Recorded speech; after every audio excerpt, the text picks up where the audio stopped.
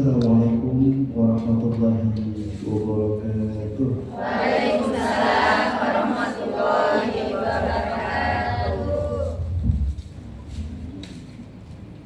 Alhamdulillahirabbil alamin wa bihi nasta'in wa ala umuri waddin wassalatu wassalamu ala asyrafil anbiya'i wal mursalin wa ala alihi wa ashabihi wa man tabi'ahu bi ihsanin ila yaumiddin. Rabbi shrah li sadri wa yassir li amri wahlul 'uqdatam min lisani yafqahu qawli. Rabbana zidna ilman warzuqna fahman wa shifaa'an min kulli da'in wa saqamin. Subhanaka la ilma lana illa ma 'allamtana innaka antal alimul hakim. Wala haula wala quwwata illa billahil aliyyil azim. A'udzu billahi minasy syaithanir rajim. Bismillahirrahmanirrahim. Qala Allahu ta'ala fi kitabihil karim, la in syakartum la azidannakum wa la in kafartum inna 'adzabi lasyadid. Alhamdulillah, marilah kita sama-sama memanjatkan puja dan puji syukur kita kepada Allah Subhanahu wa taala karena atas segala limpahan karunia dan rahmat-Nya kita masih dapat berkumpul bersama-sama di tempat yang kita muliakan ini guna mengkaji, mempelajari tentang apa yang ada dalam agama kita ini, dan mudah-mudahan ini menjadi amal baik bagi kita semuanya. Amin.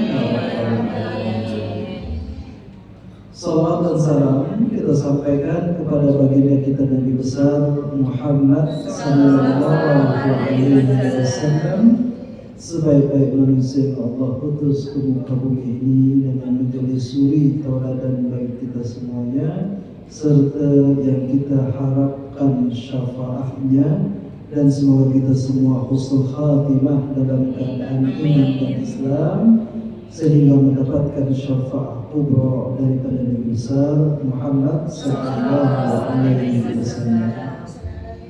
Baik, alhamdulillah semuanya ceria nampaknya ya. Alhamdulillah, Masya Allah, bersinar tempat ini jadinya ya. Karena bagaimanapun kita, sepenat apapun kita, masih saja kita luangkan waktu untuk thalabul ilmi ya. Dan ini berat ya. Kita kalau misalnya sudah pernah dengan kerja, selalunya tak terpikir lagi nak belajar. Tapi Masya Allah, orang-orang yang ada di depan saya ini, walaupun sepenat apapun hari-hari kita, tapi masih menyempatkan diri, sehingga niat dan iradahnya Allah berkumpul menjadi satu disebut dengan taufik. Maka orang-orang yang diluruskan jalannya oleh Allah untuk kebaikan itu disebut dengan orang yang mendapatkan taufik daripada Allah Subhanahu wa taala. Maka hari ini juga sangat spesial. Kenapa? Karena hari ini masuk pada tanggal 10 Muharram ya. Maka 10 itu kalau dalam bahasa Arab disebut dengan asyarah ya. Jadi angka 1 sampai angka 10, maka angka 10 itu disebut dengan asyarah ya. Dan bulan yang kita sedang berada di dalamnya adalah bulan haram, salah satu daripada 4 bulan yang diharamkan oleh Allah Subhanahu wa taala. Maka tadi saya katakan hari ini sangat spesial sekali ya, bertepatan dengan hari Ahad ini kita cuti semuanya, alhamdulillah, sehingga kita dapat berkumpul untuk mencari ridha Allah di tempat yang berbahagia ini. Baik, saya tadi sudah membacakan satu ayat di surah Ibrahim ayat 7, la in syakartum la azidannakum. Ini potongan ayat ini. Maka di hari Asyura ini apa yang paling tepat untuk kita buat? Ya? yaitu adalah berpuasa. Yang paling tepat adalah bersyukur. Ya, alhamdulillah. Puasa adalah rangkaian bersyukur kita. Sedekah adalah rangkaian bersyukur kita. Ya, saling nasihat menasihati adalah rangkaian syukur kita. Maka ya, seorang yang bersyukur kepada Allah pasti dia akan meningkatkan semua nilai-nilai ibadahnya. Maka yang paling inti di hari ini adalah bersyukur. Maka tadi ayatnya la in syakartum la azidannakum. Maka Allah Subhanahu wa taala memberikan janji. Ya, ayat ini bukan hanya setakat ayat yang keluar begitu saja, tapi Allah berikan penekanan yang sangat kuat, bahkan diikuti dengan 2 kalimat tekanan, lam takkid dengan nun takkid. Ya, lam takkid itu apa? Di dalam kaidah bahasa Arab, lam takkid itu adalah ketika diucapkan di awal kalimat itu menunjuk kepastian.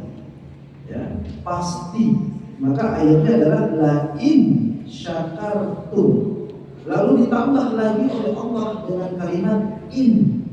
Ya, in juga adalah harfu tauhid sehingga sangat betul-betul dijaminkan oleh Allah, sesiapa yang bersyukur niscaya aku akan menambahkan apa yang telah aku berikan.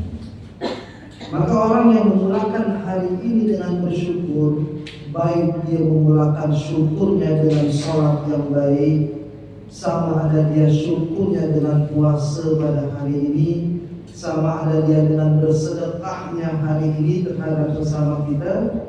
Nah, ini semua bentuk daripada syukur kita. Pasti Allah akan tambah. Pasti. Ya, ini kita merujuk kepada firman Allah. Ya.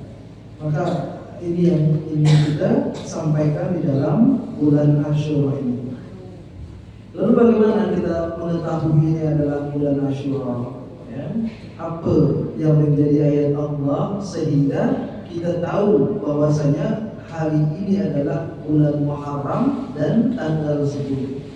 Maka firman Allah di ayat yang lain, inna iddatash syuhuri indallahi 12 syahran. Maka penjelasan daripada waktu ini itu Allah kupaskan di dalam Al-Quran. Ayatnya apa? Sesungguhnya ya, jumlah bulan itu ada 12 bulan. Iddatash syuhuri indallah, sesungguhnya jumlah bulan ya, itu di sisi Allah ada 12 bulan. Ya, ini saya coba kaitkan antara antara agama kita dengan saintis. Saintis itu adalah ilmu pengetahuan. Karena semua yang ada dalam Al-Quran itu adalah isinya ilmu pengetahuan, sama ada yang lampau ataupun yang akan datang. Sehingga dalam Al-Quran tersebut Allah menceritakan tentang kisah-kisah orang yang dulu, dan juga menceritakan tentang apa yang akan berlaku di hadapan nanti. Inilah hikmah salah satu daripada mukjizat Al-Quran. Maka kita tahu bahwasanya bulan selama dunia ini ada 12 di dalam Al-Quran, fi kitabillah. Ya, di dalam kitabnya Allah, jadi jumlah bulan itu ada 12. Maka sekarang kita tanya, apa bulan ini maksudnya? Bulan ini adalah peredaran antara bulan dengan matahari, sehingga nanti setiap awal maka itu akan diikuti dengan adanya bulan. Ya. Jadi kalau kita mau puasa, biasanya kita lihat matahari itu kita lihat bulan ya. Maka ketika 30 Sya'ban saja atau tanggal 29 itu biasanya ulama sudah mengistiharkan, sudah mengumumkan hari ini sudah nampak anak bulan atau bulan sudah terlihat setinggi 4 derajat, berarti sudah masuk tanggal baru ya. Jadi ini cara kita melihat bagaimana keseharian kita, pergantian antara hari tersebut itu awal hari itu ditandai dengan adanya bulan. Maka kalau kita rujuk kepada Hijriyah, awal hari itu kapan? Awal hari, adakah dia pagi pukul 7 atau pukul 12 malam atau setelah maghrib? 12 malam. Setelah maghrib? 12 malam. 12 malam. Mana yang betul? Atau pukul 7 pagi? 12 malam. 12 malam. Iya, baik. Maka kalau kita mengikutkan tahun Hijriyah, awal hari itu ditandai dengan maghrib. Maghrib itu awal hari. Ya, jadi kalau misalkan sudah maghrib saja berarti sudah masuk hari esok. Tapi kalau kita ikut Masehi, maka diperingatinya adalah pukul 12 malam. Sehingga setiap tahun baru kita memperingatinya di pukul 12. Nah, ini perbedaannya. Maka kemarin kalau misalkan ada yang ikut awal dan akhir Hijriyah, kita buat acaranya pada waktu apa? Maghrib. Kita buat doa akhir tahun di waktu sebelum maghrib, doa awal tahun sesudah maghrib. Maka inilah yang menjadi pengetahuan kita di dalam bulan Hijriyah, ya, awal tahun. Ya. Lalu kita kaitkan sehingga bulan ini, ya, dia akan timbul sebanyak 12 kali untuk menentukan tahunan. Ya, maka sekarang ini kita berarti sudah masuk tahun 1447 Hijriah. Ya, tapi kalau tahun Masehinya kita masuk 2025. Ya. Ini semua adalah hitungan yang memang Allah tetapkan di dalam Al-Quran.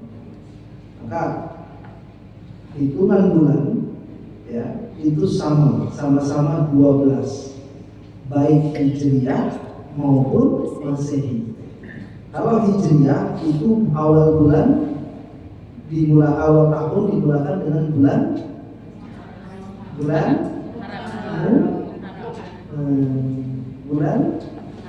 ya betul. Saya nak ngetes saja ya. Jadi awal bulan, awal tahun di dalam Hijriyah itu dimulakan pada bulan Muharram. Baik, saya beritahu sedikit lagi ya. Antara bulan Hijriyah dengan bulan Masehi itu sebetulnya sudah diterangkan di dalam surah Al-Kahfi. Maka perbezaannya itu setiap tahun bisa sampai 9 hari, illa tis'ata ayyam. Ya, di dalam surah Al-Kahfi itu disebutkan, maka lama kelamaan antara sekarang kita bulan Muharram ini sudah di bulan Jun, dia akan naik terus. Ya, akan akhirnya nanti akan sama juga dengan Muharram dengan Januari 1 bulan. Ya. Nah, inilah apa yang menjadi ilmu pengetahuan di dalam bulan ini. Maka sekali lagi, bulan yang kita ketahui daripada bulan Hijriyah ini sudah ada pada zaman Arab Jahiliyah. Ya. Adapun bulan Masehi tersebut itu bermulakan daripada waktu Nabi Isa alaihissalam. Ya, ini permulaan tahun. Ya, sehingga tahun pertama daripada Masehi adalah tahun dilahirkannya Nabi Isa alaihissalam. Ya. Nah, Ini jadi kita tahu Masihi tersebut artinya bulan atau tahun yang merujuk kepada Nabi Isa alaihissalam. Sedangkan tahun Hijriah itu merujuk kepada awal tahunnya merujuk kepada hijrahnya Rasulullah Sallallahu Alaihi Wasallam. Ya, so kita jelas ya. Jadi Masihi kalau saya ditanya sih sekarang tahun berapa? 2025. Nah, tahun 2025 berarti tahun ini adalah dari tahun kelahirannya Nabi Isa alaihissalam. Kalau misalkan kita kembali, oh ini tahun Hijriah 1447, berarti awal tahun pertamanya adalah ketika Rasulullah hijrah daripada kota Mekah ke kota Madinah. Jelas? Jelas ya? Jadi kita tahu ya. Ini pelajarannya. Nanti kita akan kembali apa yang terjadi, ya, apa yang terjadi di bulan Muharram ini. Sehingga kalian tanya lebih tua mana antara tahun Hijriah atau tahun Masihi?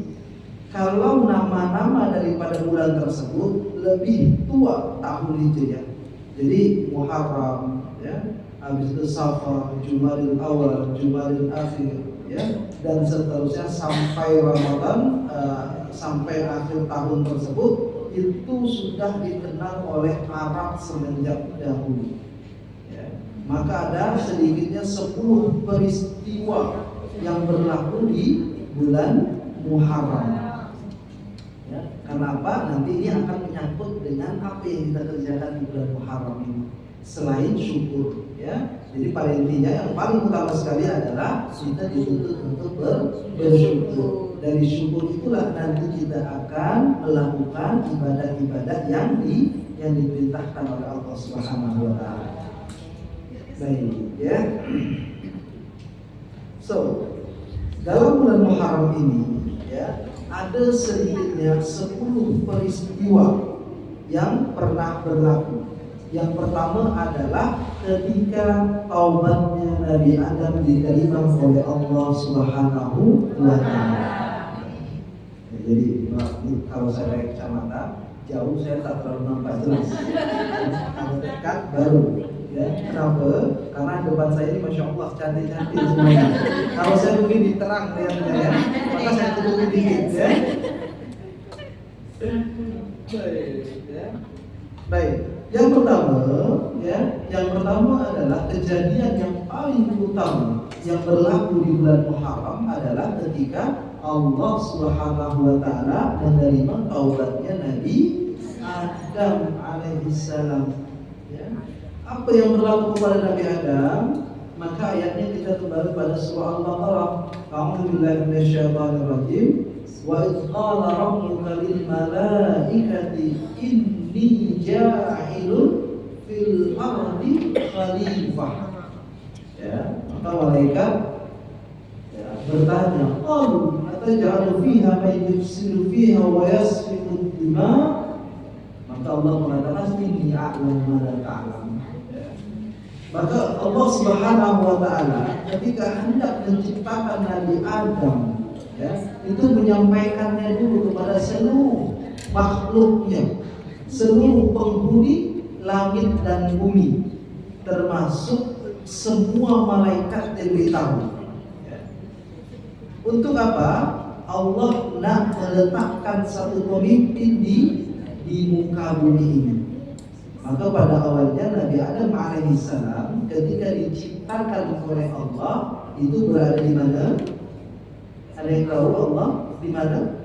Nabi Adam diciptakan lalu tinggal pertama kali di mana? Di surga. Betul? Tahu dari mana? Ya, karena Allah yang memfirmankan ya. Jadi memang awal manusia tersebut itu Allah letakkan di surga. Maka ini menjadi hikmahnya adalah ya, anak Adam itu Allah siapkan surga. Ya, kullu bani Adam dakhala al-jannah illa man aba. Ini hadis Rasulullah. kita ini ya, anak Adam. Anak Adam itu siapa? Seluruh manusia. Ya, karena sumber awal daripada bapak kita yang pertama kali adalah Adam alaihissalam. Dan ibu yang pertama kali kita adalah Siti Hawa. Ya. Maka ini awal daripada penciptaan manusia.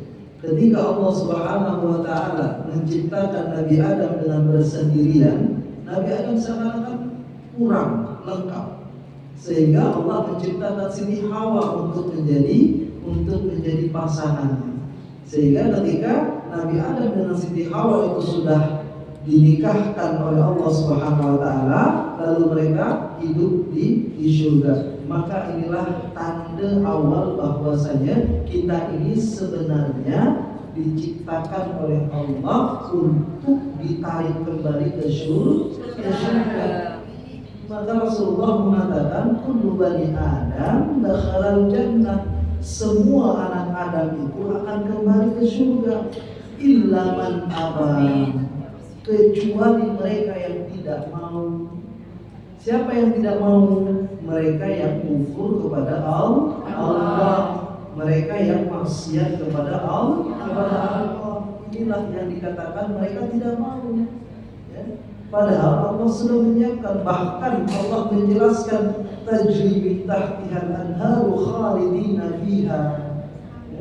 Di mana surga tersebut penuh dengan kenikmatan. Allah Subhanahu wa taala memberikan kita tawaran yang sangat dahsyat sekali.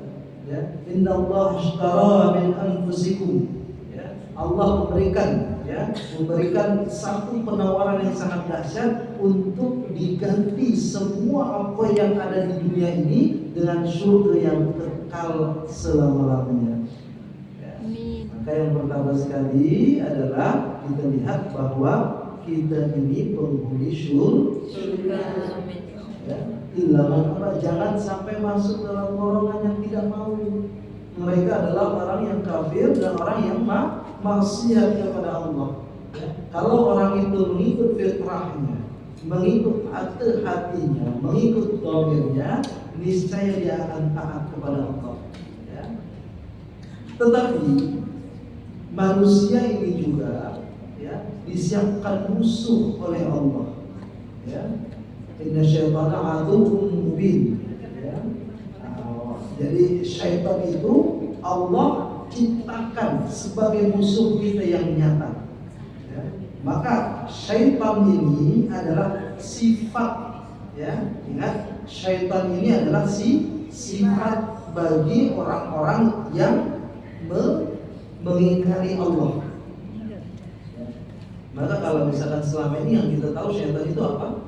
Pocong syaitan bukan? Ya, kuntilanak itu syaitan bukan? Itu bukan syaitan, itu jin. Itu jin, itu ada bapaknya. Syaitan itu bayangan dari manusia. Syaitannya adalah manusia. Betul tidak? Yang banyak kamu berikan jin atau manusia? Jin sekali-kali saja dia ganggu. Ya. Tapi kalau syaitan hampir, tapi kalau manusia tiap hari bahkan tiap jam. Maka sesungguhnya syaitan itu siapa? Manusia. Alladzi yuwaswisu fi sudurin nas minal jinnati. Bukan kita yang cakap, Allah yang mengatakan, yang senantiasa mengganggu di dalam diri kita itu adalah dari golongan jin dan manusia.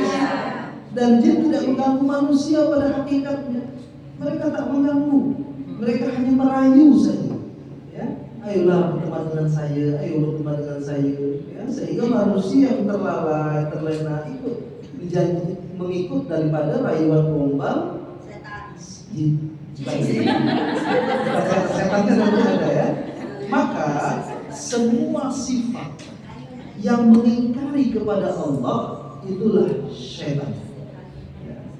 Maka iblis itu kena syaitan, ya, sehingga dia mengganggu Nabi Adam dan dia tidak mau sujud kepada Nabi Adam, artinya menentang kepada Allah. Ya. Kalau kita telusuri, ya, iblis itu awalnya adalah malaikat, ya, malaikat azazil, ya, malaikat yang taat kepada Allah. Ya, bahkan dalam satu kisah diceritakan tidak ada satu jengkal tempat pun kecuali malaikat azazil sudah sujud kepada Allah di tempat itu. Ya, tetapi karena Allah menciptakan Nabi Adam alaihissalam, lalu seluruh makhluk itu disuruh sujud ikram, sujud hormat kepada Nabi Adam, dia tidak mau. Maka dia membangkang kepada Allah sehingga memiliki sifat setan. Bahasa Arabnya syaitan. Jadi tahu sekarang siapa ini siapa?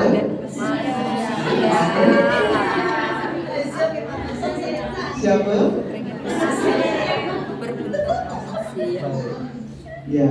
Ya, maka untuk tidak menjadi syaitan dari golongan manusia, kita harus taat kepada Allah.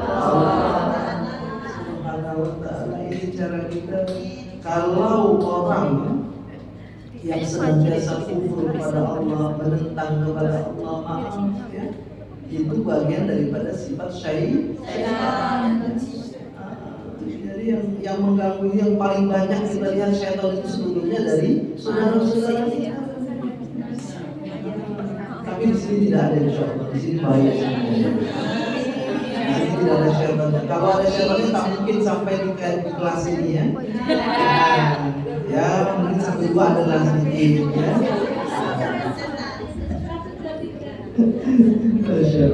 Jadi ini, maka tadi kita katakan Nabi Adam alaihissalam itu digoda oleh iblis sehingga memakan buah khuldi dan Allah turunkan ke muka bumi. Ini asal muasal kita berada di alam bumi ini. Ya. Setelah Allah turunkan, maka dikatakan bahwasanya Nabi Adam dijatuhkan di kawasan India. Tapi jangan kita lihat keadaan bumi yang sekarang seperti zaman Nabi Adam. Ya. Bumi yang sekarang itu sudah jauh pergeserannya daripada masa zaman Nabi Adam. Zaman Nabi Adam, ya, diceritakan menurut topografi dunia ini, antara lautan dengan daratan itu semua masing-masing. Daratan semua, lautan semuanya. Sehingga Nabi Adam boleh berjalan kemana-mana. Dan ada yang tahu berapa besarnya Nabi Adam? Ada yang tahu berapa tingginya Nabi Adam alaihissalam? 40 kaki. Kalau 40 kali berarti 60 kaki. 60 kaki, 60 feet berarti sekitar 24 meter. Ya, Nabi Adam itu ketika di dunia ini tingginya 24 meter. Nah, kira-kira kalau misalkan ya kita duduk di apartemen kita, ya, saya tingkat 5, ya, rumah saya tingkat 4 itu mungkin baru sepinggangnya Nabi Adam, ya. Nah, itu Nabi Adam. Maka kita juga akan dikembalikan. Orang yang berada di surga itu semua ukurannya sama nanti. Seukuran Nabi Adam alaihissalam, ya. Karena kita akan kembali pada ukuran bapak kita, yaitu adalah 60 kaki, ya. Maka ini Rasulullah mengatakan penghuni surga itu semuanya sama tingginya, sama umurnya, sama bentuknya, ya. Kita akan kembalikan seperti awal lagi. Sehingga pernah satu ketika seseorang, ya, perempuan tua, dia datang kepada Rasulullah.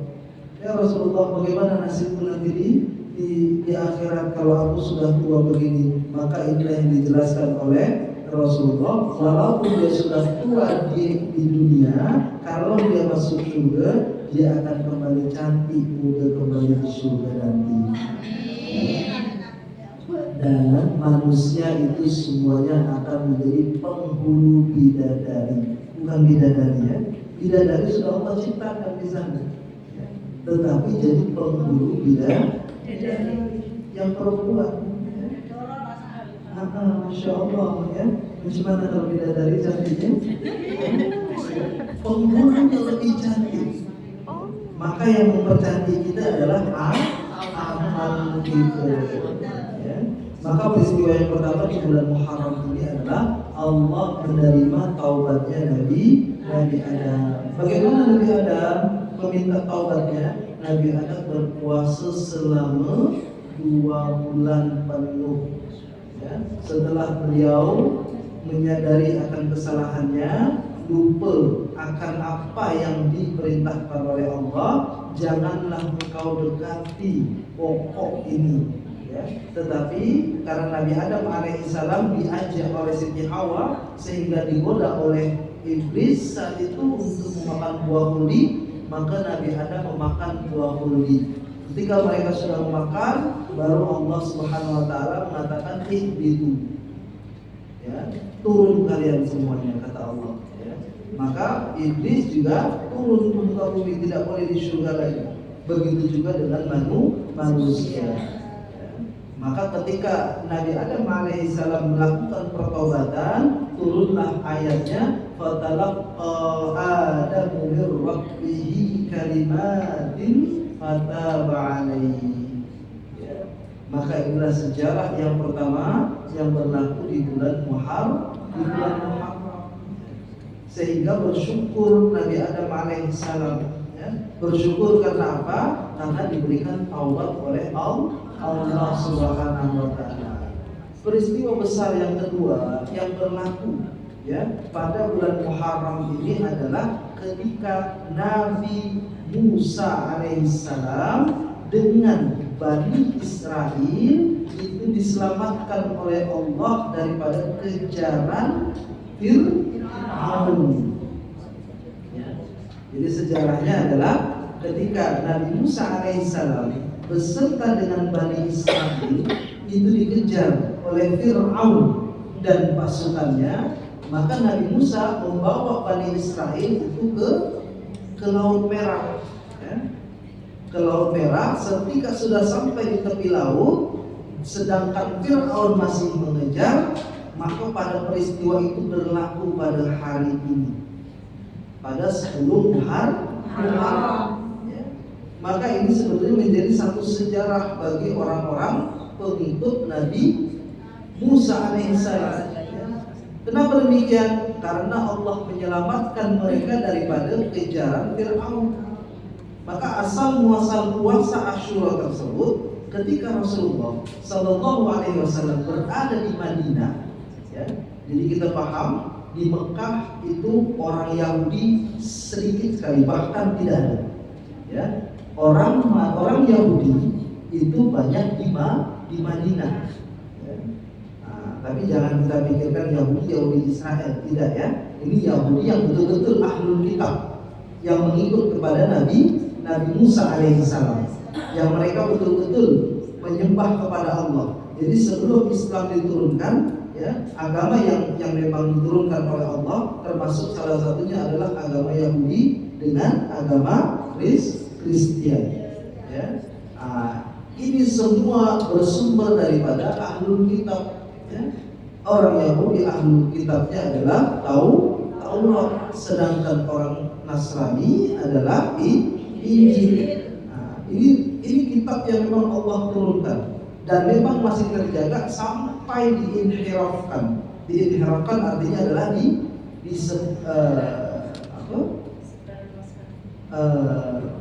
bukan diselewengkan, ya. Disalahkan ya.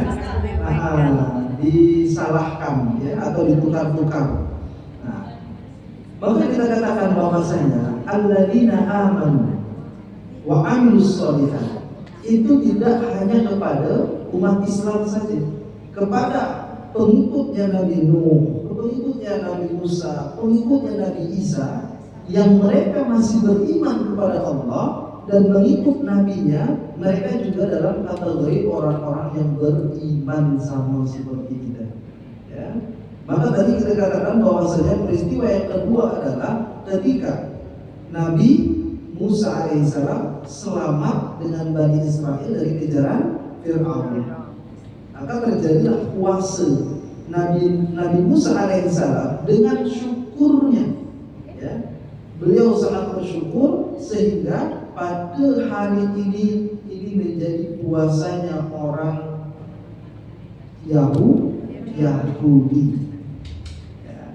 Bagaimana kita tahu? Karena ketika di Madinah Rasulullah Shallallahu Alaihi Wasallam itu melihat orang-orang Yahudi berpuasa pada tanggal 10, sehingga Rasulullah bertanya, ada apa dengan mereka?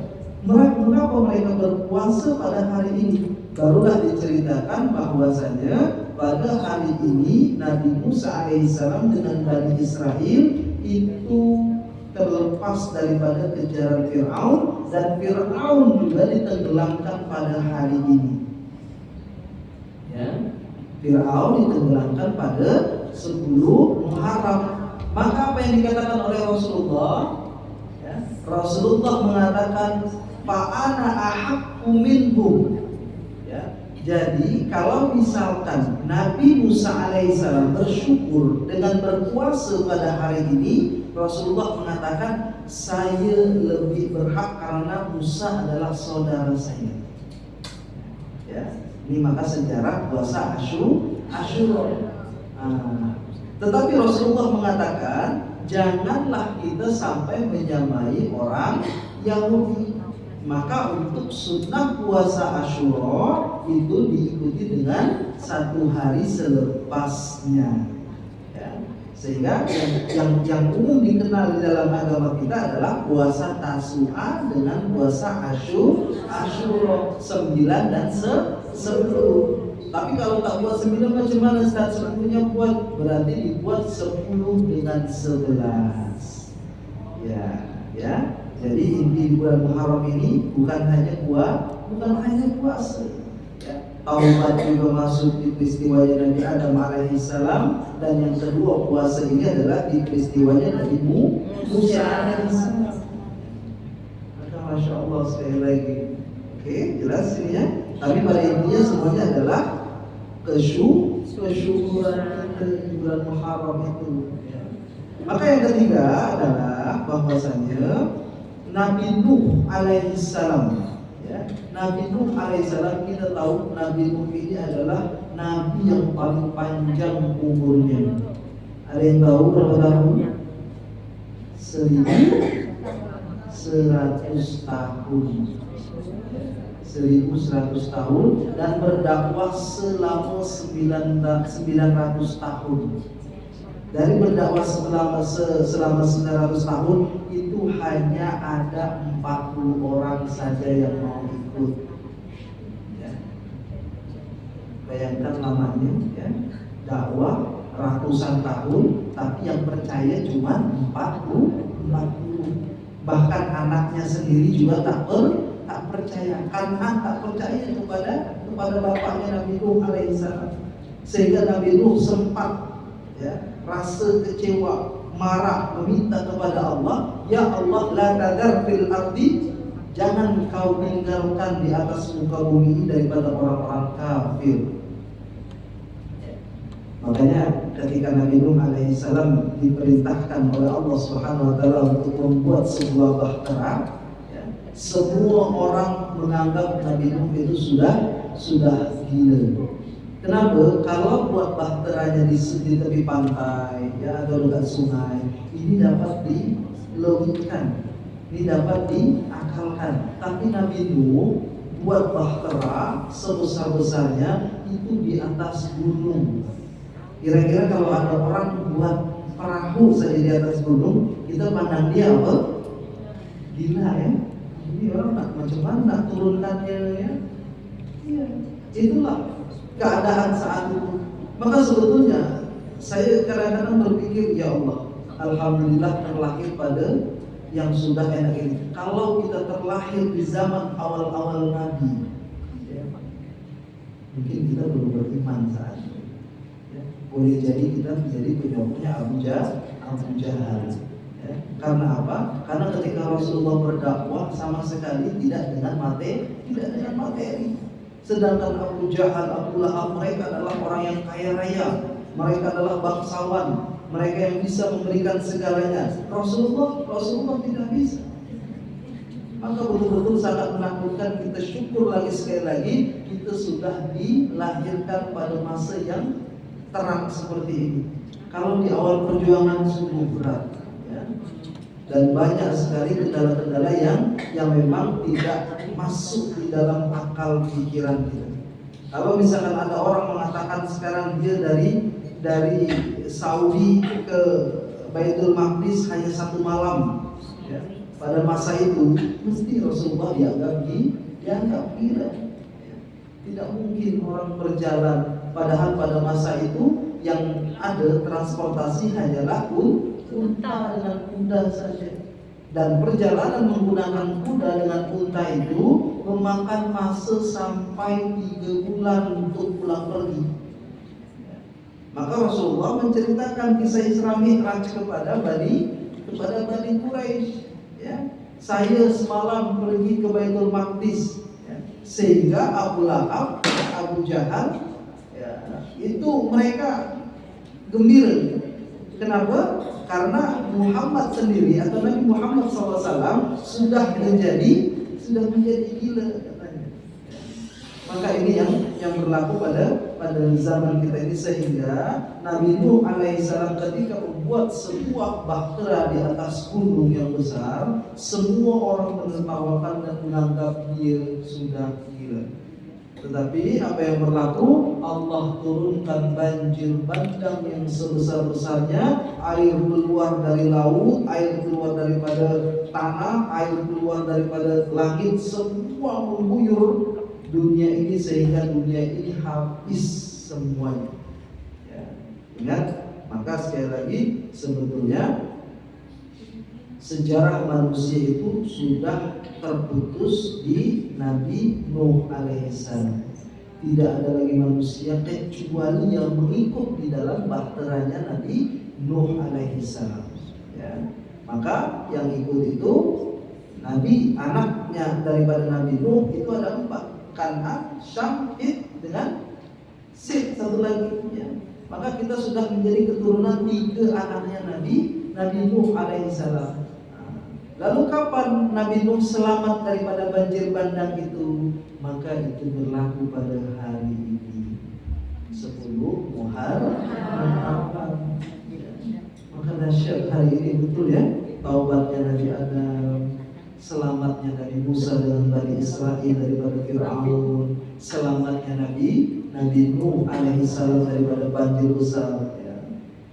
Ketika banjir ini sudah surut, ya, barulah Nabi Nuh dengan pengikutnya, dengan anak-anaknya itu turun ke muka bumi lagi untuk mendirikan atau membuat sebuah masyarakat baru. Dan dari situlah baru sampailah ke kita, ya. Karena waktu itu dikisahkan, ya, yang mengikut antara 40 sampai 80 saja, ya.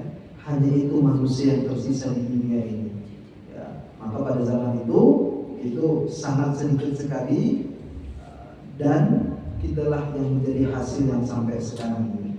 Itu kejadian yang berlaku pada tanggal 10 Muharram.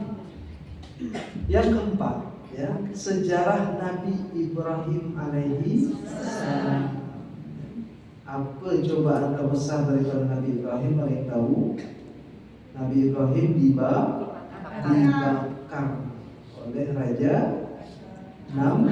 Namrud, ya.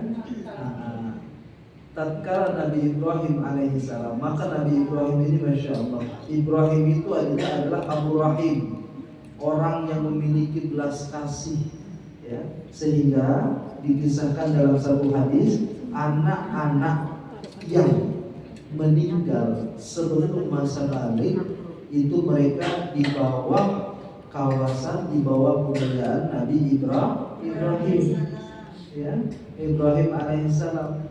Nah, itu dijaga oleh Nabi Ibrahim, karena Nabi Ibrahim itu adalah orang yang sangat penyayang sekali, ya. Orang yang sangat penyayang, tetapi juga orang yang mencari Tuhan, ya. Nabi Ibrahim ini dari kecil sudah melihat kenapa orang menyembah berhala, ya. Bapak daripada Nabi Ibrahim itu dikatakan namanya Azar. Azar ini adalah salah satu pemahat berhala atau patung. Ya. Maka Nabi Ibrahim dari kecilnya sudah nampak. Ya. Kenapa demikian? Dia ingin memerangi Raja Namrud, tapi tidak mampu. Sehingga ketika semua orang kerajaan itu pergi untuk berburu, ya, itu biasa dulu pada zaman dahulu, kalau satu kerajaan itu semuanya pergi, maka yang tinggal hanyalah Nabi Ibrahim saja. Ketika Nabi Ibrahim sudah tinggal, beliau datang ke tempat peribadatannya Raja Namrud tersebut, ya. Dan di kanan kirinya semuanya ada patung berhalanya. Maka patung berhala tersebut dihancurkan oleh Nabi Ibrahim, kecuali satu saja yang tidak dihancurkan, yang paling besar dibiarkan. Ya. Raja daripada patung tersebut dibiarkan. Lalu kampak yang dipakai untuk menghancurkan patung-patung itu diletakkan di tangannya patung yang besar. Ya. Maka tatkala Namrud dengan pasukannya itu balik, mereka terkejut. Mengapa tempat ibadah kita menjadi seperti ini? Hancur semuanya. Maka dikatakan ada seorang pemuda yang tidak ikut dalam perburuan tersebut, yuqalu ismuhu Ibrahim. Katanya namanya Ibrahim. Maka dipanggillah Nabi Ibrahim alaihissalam. Ya. Ketika dipanggil Nabi Ibrahim ditanya, siapa yang membuat ini? Ini dikisahkan dalam Al-Quran. Ya. Apa jawaban Nabi Ibrahim? Ya. Cobalah tanya sama yang tua itu, yang besar itu, patung yang besar katanya. Lalu Namrud berkata, mana mungkin saya berbicara dengan patung, kata dia. Kata Nabi Ibrahim, kalau begitu kenapa kalian menyembah yang tidak hidup? Ya. Maka dari situlah kemarahan Namrud kepada Nabi Ibrahim, sehingga Nabi Ibrahim dihukum dengan cara dibakar hidup-hidup. Ya. Konon katanya api yang untuk membakar Nabi Ibrahim itu, ya, 10 meter ke atas itu, kalau ada burung terbang itu langsung matang, ya, langsung jadi daging panggang. Ya. Itu karena kuatnya apinya. Ya. Maka cara meletakkan Nabi Ibrahim itu ketika api itu sudah besar, ya, dia dilemparkan. Tetapi apa yang terjadi? Allah berfirman dalam Al-Quran, ya naru kuni bardan. Ya. Allah firmankan, Allah katakan kepada api, wahai api, jadilah kamu sejuk, sehingga sampai habis daripada bara api itu Nabi Ibrahim keluar dengan selamat. Maka kejadian itu juga terjadi pada hari ini. Hari ini adalah hari yang besar, Masya Allah, dalam sejarah kita. Dan sejarah Nabi Ibrahim, sejarah Nabi Musa, sejarah Nabi Nuh itu bukan hanya di Al-Quran. Di semua kitab-kitab yang Allah turunkan, di semua kitab samawi itu diterangkan sama. Jadi kepercayaan kita dengan yang lain tetap sama. Maka semua umat Islam yang merujuk kepada kitab samawi, kepada kitab-kitabnya Allah, itu mereka sama, ya, pengetahuannya. Pada hari ini berlaku kejadian-kejadian yang sangat dahsyat sekali. Dan juga termasuk, ya, selain kitab Al-Quran, kitab-kitab samawi yang diturunkan oleh Allah itu semua langsung satu bundle. Ya. Jadi artinya kitab Taurat itu Allah turunkan langsung satu kitab. Ya. Kitab Injil Allah turunkan langsung satu kitab. Kitab Al-Quran Allah turunkan dengan cara bertahap. Ini perbezaannya. Ya. Antara kitab-kitab Al-Quran, antara kitab-kitab samawi, yaitu adalah Taurat, Zabur, Injil dengan Al-Quran. Yang diturunkan secara berkala itu adalah kitab Al-Quran, ya. Sedangkan kitab yang lain itu diturunkan pada satu kali sahaja. Maka kitab Taurat itu diturunkan oleh Allah Subhanahu wa taala kepada Nabi Musa, itu berlaku pada 10 Muharram. Ya. Maka Masya Allah, ya. Kalau Al-Quran kita tahu Allah turunkan selama 23 tahun. dari pertama kali Allah Subhanahu wa taala memberikan wahyu kepada Nabi Muhammad SAW, yaitu ketika berada di gua Hira. Ya. Sedangkan kitab yang lainnya, kitab Taurat itu diturunkan oleh Allah Subhanahu wa taala itu 1 kali saja pada 10 Muharram. Maka firman Allah dalam Al-Qur'an, wa ataina Musal kitaba wa ja'alnahu hudan li bani Israil.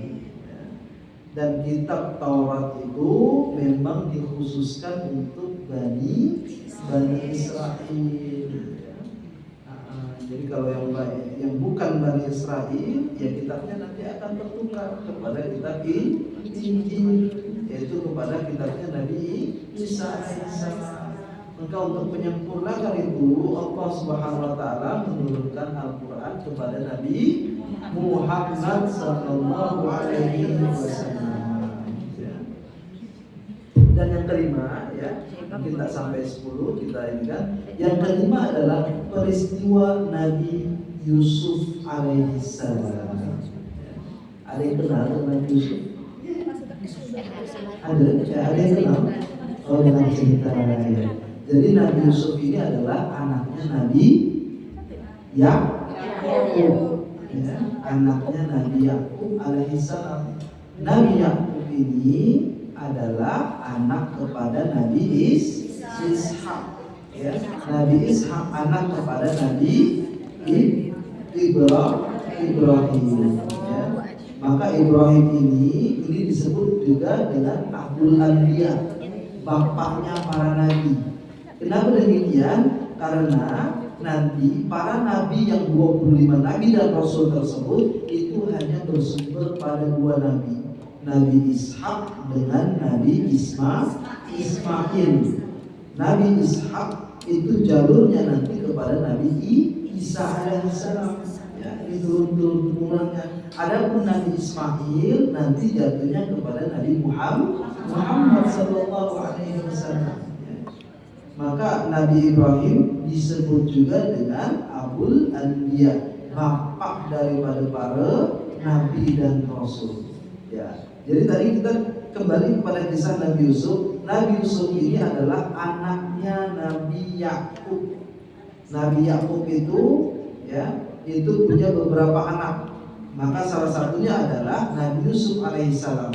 Dan Nabi Yusuf ini adalah anak yang disayangi oleh Nabi Yakub, ya, karena perawakannya yang handsome, ya. Nabi Yusuf itu masya Allah, sampai dalam Al-Quran Allah menceritakan satu kisah, ya, kisahnya apa? Ketika semua perempuan dipanggil ke dalam satu istana, lalu diberikan apel dengan pisau. Nabi Yusuf suruh berjalan depan mereka, yang mereka potong apa? Tangan mereka, ya, tanpa sadar. Maka Zulaikha saat itu dia mengatakan, kalian baru melihat sekali Nabi Yusuf, aku sudah tinggal bersama dia bertahun-tahun. Kalian baru pertama kali melihat tangan kalian sudah kalian potong, ya, karena saat itu semua perempuan yang ada di kota itu mencemooh Zulaikha. Kenapa dia nak menginginkan anak daripada anak angkatnya sendiri? Rupanya karena ketampanan Nabi Yusuf alaihissalam. Mungkin sudah 12 dengan saya. Ya. 0 ke 12. Nah, maka Nabi Yusuf alaihissalam, ya, ketika digoda oleh istri tuannya, saat itu Nabi Yusuf, karena Nabi Yusuf dijual kepada seorang saudagar daripada Mesir, ya. Beliau dijual karena dijatuhkan oleh saudara-saudaranya di dalam perigi yang besar, ya, tempat air. Maka orang lewat nanti akan melihat ada orang, ternyata Nabi Yusuf alaihissalam diambil oleh seorang Yahudi lalu dijual kepada seorang peniaga. Dan peniaga ini dibawalah Nabi Yusuf alaihissalam ke rumahnya, dan dia mengatakan kepada istrinya, tolong pelihara anak ini, siapa tahu nanti akan memberikan kita manfaat. Karena handsome-nya Nabi Yusuf alaihissalam, tergodalah istri daripada saudagar ini. ya. Dia tergoda sehingga dia merayu Nabi Yusuf, tapi Nabi Yusuf tidak mau. Ya. Nabi Yusuf tidak mau, tetapi rumahnya dikunci sehingga Nabi Yusuf alaihissalam mengelak daripada permintaan wanita tersebut, koyaklah bajunya dari belakang. Ya. Setelah itu tuannya balik, dia berkata, ada apa ini? Nabi Yusuf difitnah oleh perempuan tadi, dia mau menggoda saya, kata yang perempuan, istrinya saudagar ini, istrinya orang kaya ini. Maka orang kaya ini tidak mudah mempercayai. Ya. Saya tahu Yusuf ini baik, maka dia panggillah orang yang bijak untuk melihat peristiwa ini. Lalu setelah itu orang yang bijak ini mengatakan, baik, kalau baju dia koyak dari depan, berarti yang salah adalah Nabi Yusuf. Ya. Kalau koyak dari depan, berarti Yusufnya yang mau. Tapi ternyata koyaknya dari belakang, bajunya robek di belakang. Maka orang bijaksana ini berarti yang salah adalah yang perempuan. Ya. Tetapi walaupun Nabi Yusuf itu sudah dikatakan benar, beliau mengatakan inna sijna ahabbu ilayya dalam Al-Quran. Ya, sesungguhnya saya lebih suka kalau saya di penjara. Maka peristiwa dibebaskannya Nabi Yusuf alaihissalam daripada penjara itu berlaku pada 10 Muharram. Ya, Masya Allah, 2003 ini ya. Nanti dan akalan kabut tidak balik ya. Baik, maka ini minimal 5 kejadian yang berlaku di bulan Muharram. Maka Masya Allah, sekali lagi kita yang masih hidup sampai hari ini banyak bersyukur ya. Maka Nabi Yusuf alaihissalam adalah seorang yang sangat dermawan ya. Maka tadi amalannya kita ambil sekarang ya. Dari 5 peristiwa ini apa amalannya? Yang pertama adalah pada hari ini perbanyak taubat, berlaku kepada Nabi Adam alaihissalam. Yang kedua, Nabi Muhammad SAW menyunahkan kita untuk berpuasa pada 10, 9 dengan 10 atau 10 dengan 11. Karena apa? Karena selamatnya Nabi Musa beserta Bani Israel. Nabi Nuh alaihissalam itu bersyukur ya, dan senantiasa memohon kepada Allah agar diberikan karunia yang lebih karena selamat pada tanggal dan bulan hari ini.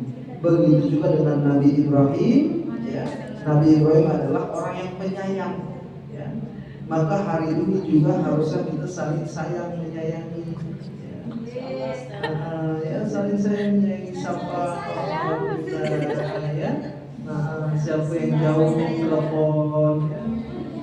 Ini yang kita buat ya. Dan yang terakhir adalah bahwasanya hari ini adalah hari yang murah ya. Banyak bersedekah, banyak berbagi ya, banyak saling memberi antara sesama kita. Maka inilah 5 amalan yang boleh kita kerjakan pada 10 Muharram ini. Maka Masya Allah ya. Oke, jelas di sini ya. Pada waktu ini sudah sampai 10 sebanyak, tapi saya rasa 10 sudah cukup ya. Insyaallah lain kali kita jumpa lagi. Alhamdulillah, saya sangat senang kalau misalkan berjumpa dengan insyaallah semuanya sehat-sehat semuanya ya. Baik, alhamdulillah. Nah, buka sholat kita apa ya? Apa ya? Sholat apa lagi? Banyak lagi nanti ya. Tanya pribadi aja. Baik, saya rasa ini saja yang dapat kita kongsikan pada perjumpaan kita kali ini. Semoga yang sedikit ini bermanfaat bagi kita semuanya dan semoga kita senantiasa menjaga kita, menjaga hati kita, menjaga diri kita, menjaga keluarga kita, dan mudah-mudahan Allah mengumpulkan kita semua di surga dan nanti amin ya rabbal alamin. Sama-sama kita tutup membaca kafaratul majlis. Subhanaka wa bihamdika asyhadu an la ilaha illa anta astaghfiruka wa atubu ilaik. Allahumma anfa'na bima 'allamtana warzuqna uluman tanfa'una fid din wad dunya wal akhirah. Rabbana atina fid dunya hasanah wa fil akhirati hasanah wa qina adzabannar. Wassallallahu ala nabiyyina Muhammad wa ala alihi walhamdulillahi rabbil alamin. Aku qali hadza hadanallahu wa iyyakum jami'an. Assalamualaikum warahmatullahi wabarakatuh.